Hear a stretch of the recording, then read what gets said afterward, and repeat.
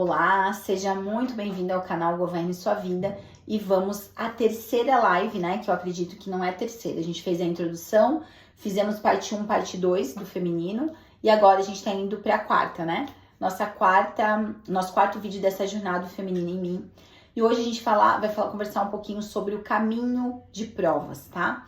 O que essa heroína, né, nós como heroína, vai passar durante essa jornada que eu vou colocar aqui pra vocês, essa jornada desse ciclo que a gente vai passar durante esses vídeos que eu tô passando aqui pra vocês, tá? Então vamos lá. O que a heroína vai passar? Pela segurança do lar e do desconhecido. Então o que a heroína? O que é um herói? Uma heroína, ela vai passar por caminhos até chegar num momento onde que ela, né, renasce, onde que ela se cura. Então ela vai passar por essa jornada. Então ali a gente entendeu a introdução, a gente fez a introdução, e nas primeiras como que é feito, por que a gente se desconecta do feminino. Qual que é o motivo que faz a gente se conectar do feminino. E agora a gente vai entrar em quais são os caminhos de prova, quais são as dificuldades que essa mulher vai ter para voltar a equilibrar essas polaridades dentro dela. Para ela ser uma mulher feminina, e ter o masculino saudável dentro dela e automaticamente, como a gente falou na outra sessão, projetar esse caminho para o mundo, para as pessoas, para os projetos, para tudo onde ela tocar, tá? Então, ela vai passar então pela segurança do lar e o desconhecido. O lar vai representar o quê? Proteção, conforto, o que é conhecido.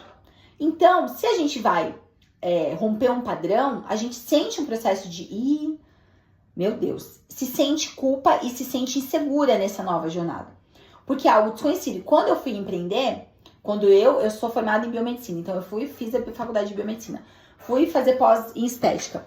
Quando eu fui para a área terapêutica, eu tive um pouco de medo. Primeiro eu comecei para a área terapêutica da medicina chinesa. Daí eu falei, qualquer coisa eu vou lá e faço uma pós-graduação de acupuntura, que era mais ou menos para onde eu ia. Né? Só que o caminho foi me levando para outro lugar, né?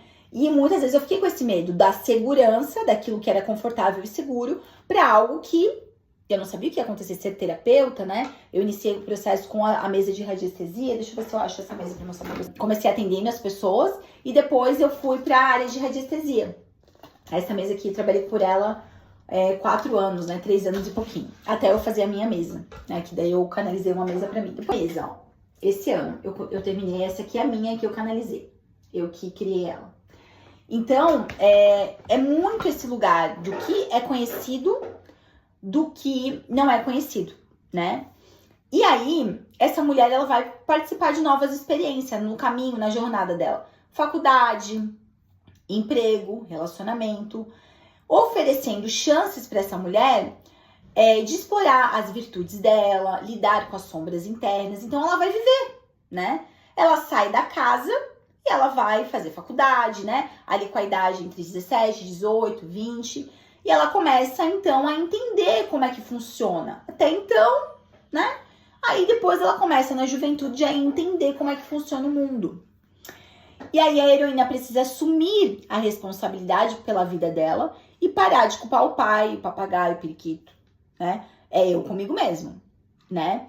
Então, o que ela precisa fazer nesse momento? Com que idade que isso acontece? Ali entre os 17, 18 anos. Tem mulheres que vão estar assistindo aqui que começaram até antes disso, né? A minha mãe teve filho com 15 anos. Então, ela começou essa jornada bem antes. Mas é ali entre 15, 16, 17 anos que começa essa jornada.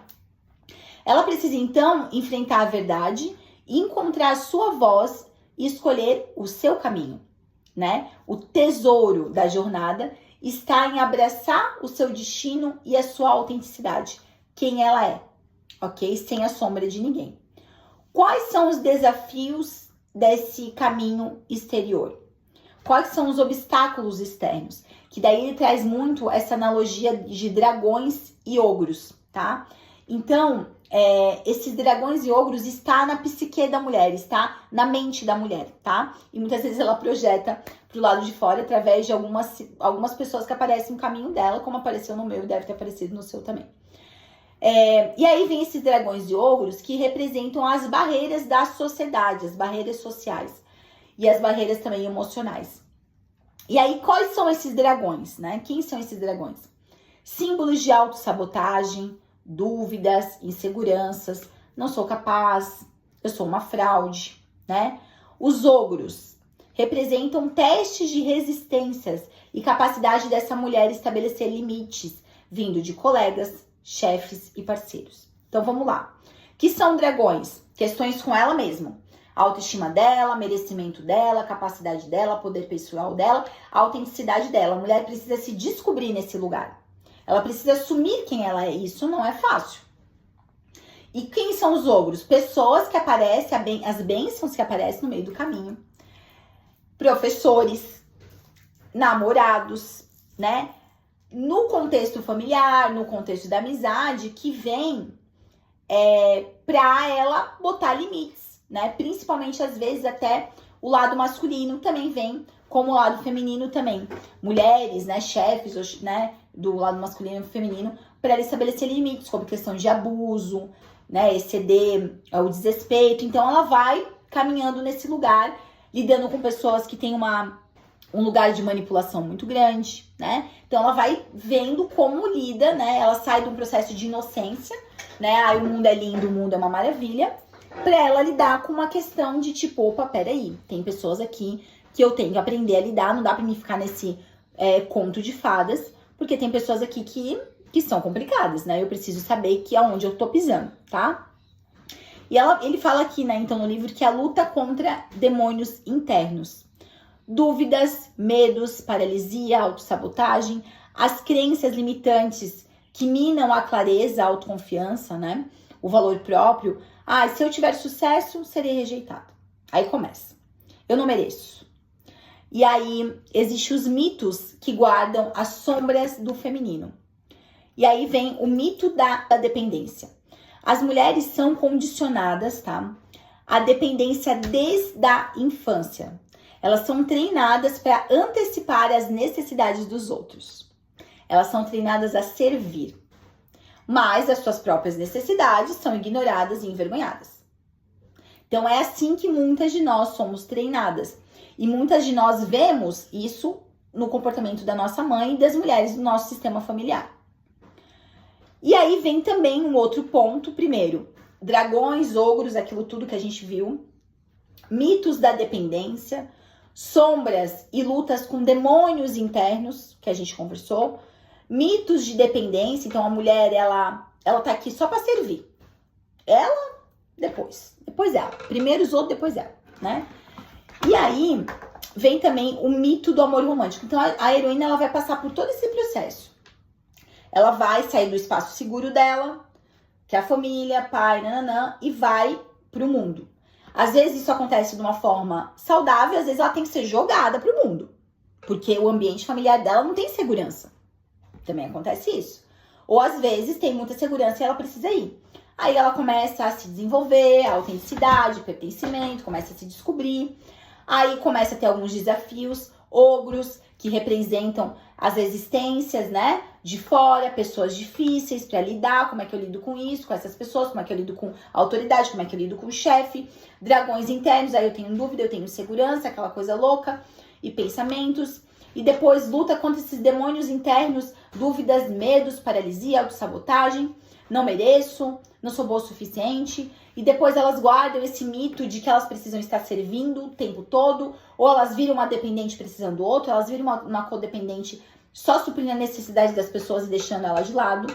E aí tem o mito do amor romântico. A heroína, ela aprende isso dentro do sistema familiar e também existe um inconsciente coletivo, tá? As mulheres, esse mito do amor romântico, a heroína, ela aprende a sacrificar, se sacrificar, né, para preservar o relacionamento. Isso acontece muito. Eu não tô dizendo que acontece no seu relacionamento, mas isso acontece muito, muito, muito, muito, tá? A heroína, ela começa, então, a se sacrificar para preservar o relacionamento.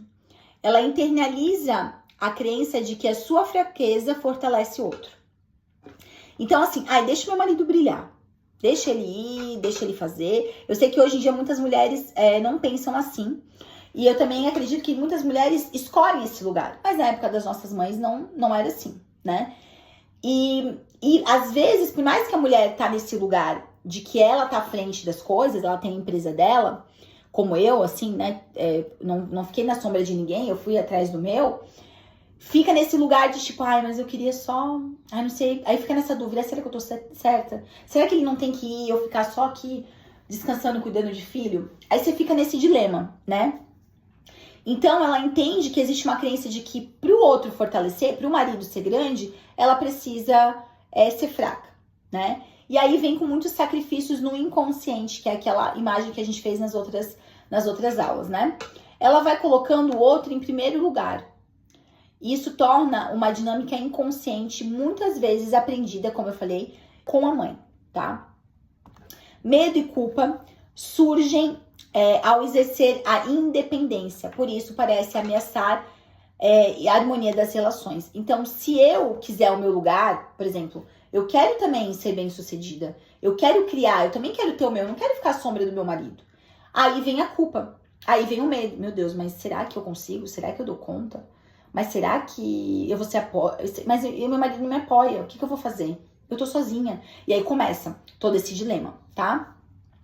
E a heroína, então, ela enfrenta a pressão de equilibrar a carreira, a vida pessoal, e muitas vezes ela se sente desvalorizada e se sente muitas vezes culpada por não atender plenamente às expectativas de ambos os lados. Então, a mulher, ela precisa ser empresária, ela precisa ir pro mundo, ganhar dinheiro, mas ela também precisa ser mãe, mas ela também, às vezes, precisa ser esposa. E como ela consegue equilibrar todas essas áreas da vida dela?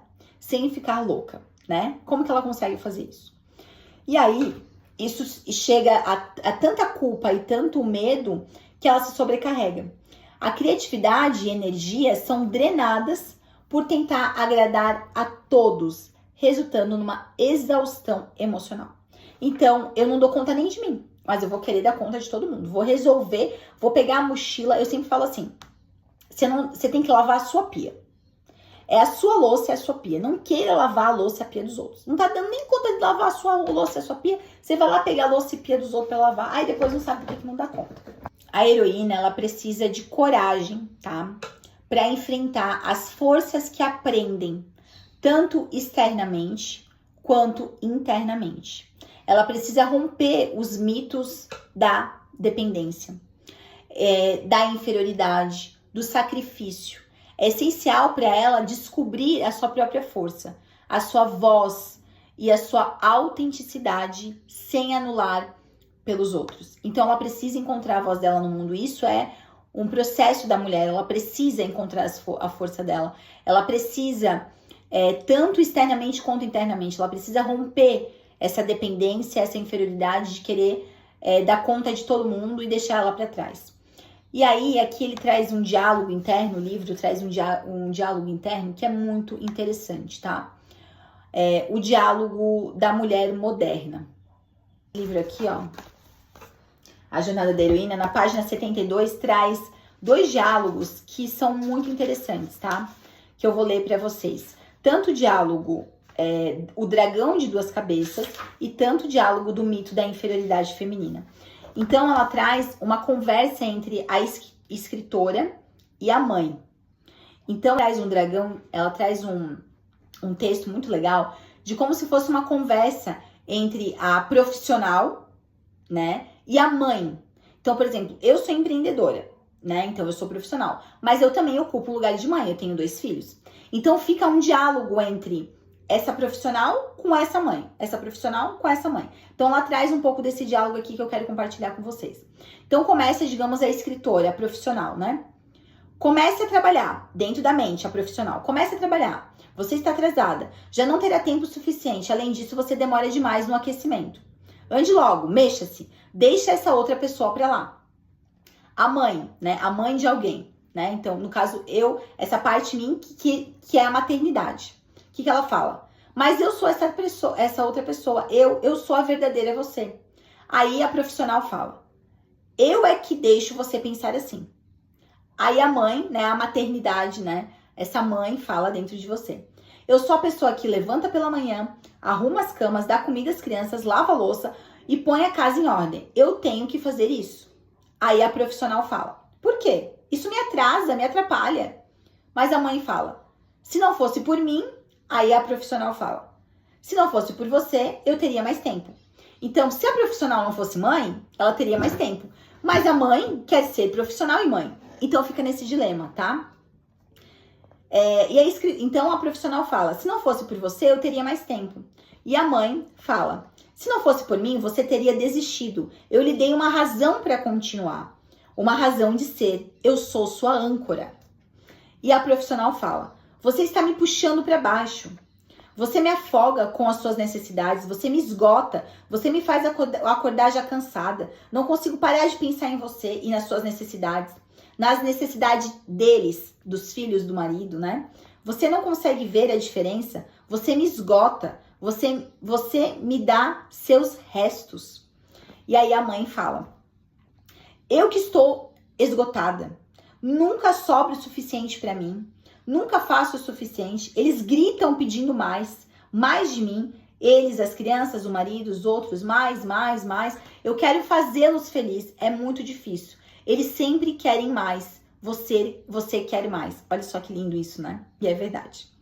E aí a profissional fala, eu mereço mais. Aí a mãe, dentro de nós, né? A maternidade fala, eu mereço mais. Eu mereço estar viva, poder fazer xixi quando eu quiser. Quando eu precisar, fazer xixi sozinha, poder sair para tomar um ar fresco, dançar se quiser. E aí a profissional fala, você não pode fazer isso. Isso diminui o meu tempo. Eu mantenho você viva. Eu sou o seu ar fresco. Se não fosse por mim, você já teria se entregado há muito tempo. Aí a mãe fala, se não fosse por mim, você teria desistido. A escritora, né, a profissional fala, não me interrompa. E a mãe fala, você que me interrompeu. E a profissional fala, eu deveria, eu mereço. E a mãe fala, eu mereço mais, eu quero mais. A profissional fala, o quê? O que você quer?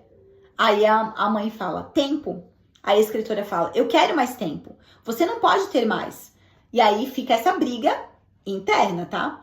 Aí a mãe fala, eu quero me sentir bem, quero dizer, esqueça o bem. Melhor, eu quero me sentir melhor, já estaria bom. A profissional dentro de nós fala, eu quero isso mais do que você. Quando você se dá bem, quando você se sente bem, eu me sinto bem. Eu posso continuar as coisas. E a mãe fala, então me deixa me sentir bem comigo mesma. E a profissional fala, isso é problema seu. Boa sorte, otária. E aí a mãe fala, eu preciso disso, eu preciso de mais. E a profissional fala, mais tempo? Então durma menos. E a mãe fala, mas eu estou tão cansada. E a escritora, né, a profissional fala, então não mexa comigo, fique fora do meu caminho, fique quieta. E a mãe fala, não consigo. E aí a profissional fala, eu sei, eu também não consigo. Então esse diálogo é um diálogo entre a mulher que tem que se dividir muitas vezes nessa tarefa de ser mãe e trabalhar. Ser profissional e ser mãe. Ser profissional e ser mãe. Dividir essas tarefas é muito difícil para quem tem uma família, né? Então sente essa sobrecarga. Né? Ou às vezes uma mulher que tem muitos afazeres, né? Uma profissional que não tem filhos, mas ela tem um cargo dentro da empresa muito grande, com muitos afazeres, ela não tem nem tempo para ela. Então ela também sofre desse dilema mental, tá? Esse dilema é um dilema mental dentro da mente da mulher que fica nessa divisão, tá? E aí, ele fala aqui, né? Que então esse diálogo, né, excessivo da mulher moderna, né? Da mulher agora que ela pode ser mãe e também pode trabalhar. Então, a mulher, ela precisa, então, lutar, digamos assim, né? Pela sua individualidade, frente a disposições culturais das famílias e parar de priorizar os outros e olhar para você mesma, porque não tem como você querer fazer o outro feliz se você não é feliz, né? Vai ter sentimento de culpa, de ansiedade, vai precisar superar essa relação que a gente falou na live primeira. Se você não assistiu, peço para você assistir, sobre a relação com a mãe, a relação da filha com a mãe. Isso precisa ser visto. Para você buscar autonomia e ser você mesma, você vai precisar cortar esse cordão. Você vai precisar reconhecer as suas necessidades, o seu direito de sair de relacionamentos, empregos que não te satisfazem. Você não é obrigada a ficar em um lugar para demonstrar. Muitas vezes a gente fica num lugar que a gente não quer mais para demonstrar que a gente aguenta, que a gente dá conta, que a gente é forte. Ai, é besteira. Ai, porque a mulher muitas vezes não quer demonstrar a fraqueza e a fragilidade, né? Ela acha que isso ser vulnerável é ruim, é fraqueza, é fragilidade. E aí ela vai até ela não aguentar mais. Então você não precisa chegar no teu esgotamento para dizer que não quer mais, porque você quer demonstrar para os outros que mesmo que você seja mulher e você não é fraca, você não precisa, né? Você precisa ser forte com você mesmo, tá? A importância da mulher entender as necessidades pessoais dela sem se culpar, ela se priorizar sem se sentir culpa por estar se priorizando, né? Ela precisa também entender que na sociedade existe também essa questão de mudança, né? De papéis, os papéis serem mais flexíveis até na maternidade. Então eu posso dizer que hoje eu consigo maternar com mais leveza porque eu tenho um marido que cumpre o papel dele de pai, não é que ele me ajuda, né? Ai, o Ricardo te ajuda, todo mundo fala, não, o Ricardo me ajuda, o Ricardo faz a função dele de pai e eu faço a minha função de mãe. Quem disse que eu tenho que fazer tudo sozinha? Onde está escrito isso? Ele é pai, tudo que ele está vivenciando com os filhos, ele está vivenciando com os filhos, ele está criando uma relação com os filhos como eu crio com eles. Ele não está me ajudando em nenhum momento, ele está fazendo o papel dele de pai e eu estou fazendo o meu papel de mãe. Chegou a época que era só nas costas da mulher, que a mulher tinha que dar conta de tudo, tinha que fazer a casa, tinha que fazer comida, tinha que cuidar do filho, enquanto o marido tá vivendo uma vida muitas vezes de solteiro lá no mundo. Não existe isso. Se você cumpriu e você se tornou pai e com todos os requisitos que um pai precisa.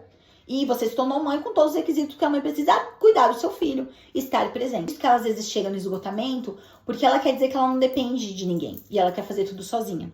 Pra não ser igual a mãe, como a gente falou na outra live, né?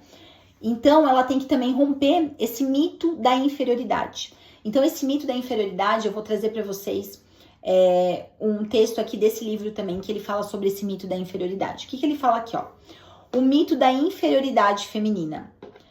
A melhor escrava não precisa ser espancada. Ela golpeia a si mesma. Não com um chicote de couro, ou com paus ou galhos, não com um porrete ou um cacetete, mas com um fino chicote da própria língua e com o sutil espancamento da sua mente contra a própria mente.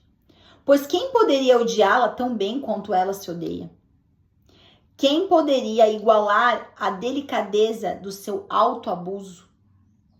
Anos de treinamento são necessários para isso. Erica Jong. Forte, né? Então, ela precisa romper com esse lugar.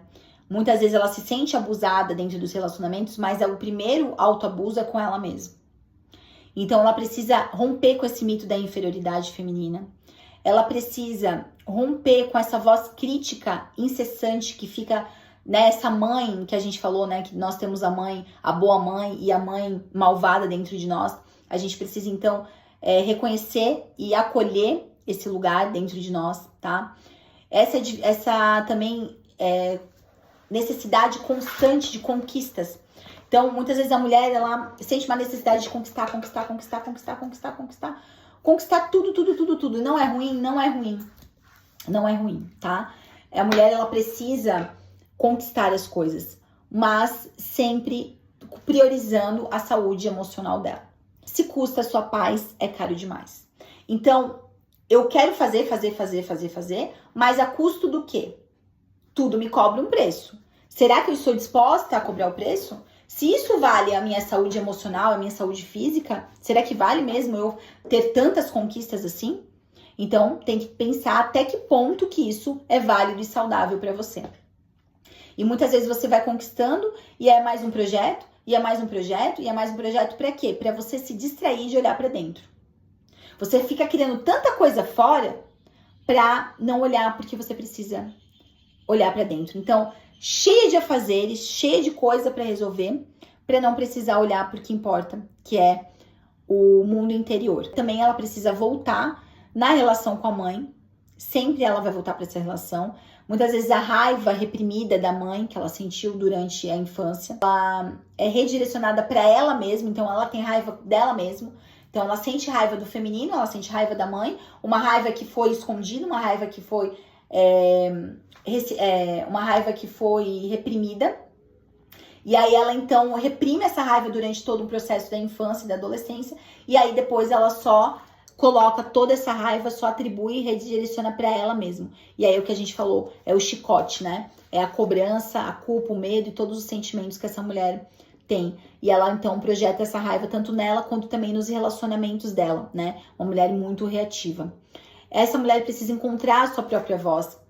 E ela precisa ir para esse lugar mais do feminino. A gente conversou, ela é exemplo para outras mulheres fazerem. É como se ela abrisse a porteira e as outras forem.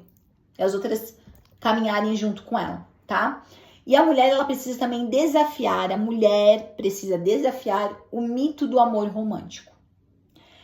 Foi projetado dentro de nós, no nosso inconsciente individual e coletivo, a ideia de que um homem pode completar a mulher e resolver todos os seus problemas. Então a gente fica na espera constante de um salvador e a dependência emocional nessas relações. A gente acha que vai vir um homem no cavalo branco e vai vir salvar e resolver todos os nossos problemas. E muitas vezes a gente fica esperando por isso e não encontra. Ou muitas vezes a gente vive um casamento cobrando isso do homem e ele não tá disposto, e porque ele também não é obrigado. E muitas vezes a gente fica preso nesse lugar. Termina um relacionamento, vai pro outro, termina um relacionamento, vai pro outro. Então precisa romper essa narrativa desse conto de fadas que foi criado dentro da nossa mente. Reconhecer o crescimento interno e o caminho real para a mudança. Crescer, né?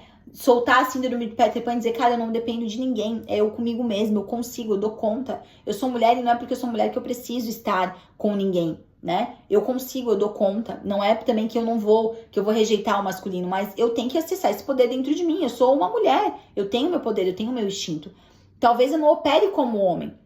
E tá tudo bem, o homem tem o instinto dele. Eu não sou um homem, eu tenho o instinto feminino, o homem tem o instinto masculino. Então eu preciso me conectar com esse instinto, com a minha força e fazer o que eu preciso fazer, o que eu sinto que eu tenho que fazer, tá?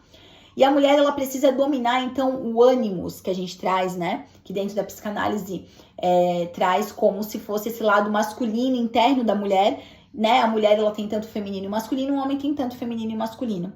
Então ela precisa trazer equilíbrio para dentro desse masculino, né? Equilibrar esse masculino dela. Né? Colocar esse masculino num lugar dentro dela de maturidade, digno e de igualdade, um lugar, sabe, íntegro. Então ela vai trabalhando no feminino, automaticamente ela vai para esse lugar do masculino, que muitas vezes ela acessou um lugar em desequilíbrio nas figuras masculinas que ela acessou durante a vida dela. Precisa parar de criar as expectativas com o cônjuge, né? Ela acha muitas vezes que o marido é um semideus.